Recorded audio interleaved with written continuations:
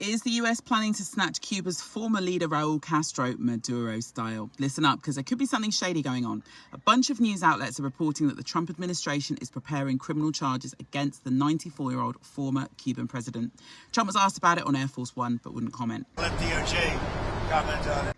The case goes back to 1996 when Cuban MiG fighter jets shot two small US planes out of the sky, killing 4 men on board. A third aircraft escaped. The planes belonged to Brothers to the Rescue, a group based in Miami who described themselves as humanitarian activists made up of Cuban exiles. Volunteer pilots would fly over the Florida Straits, searching the ocean for Cubans escaping the island on rafts. At the time, Cuba said the planes often entered Cuban airspace, so the military shot them down as a defensive move. But the US said during that incident, the planes were over international waters. The International Civil Aviation Organization agreed.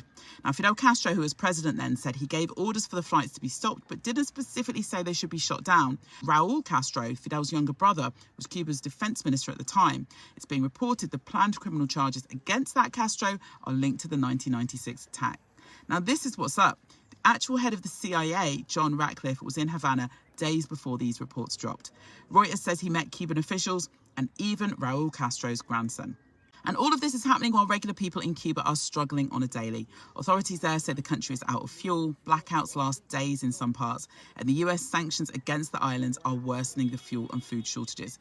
Despite this, some politicians in the US are gunning for action against Raúl Castro.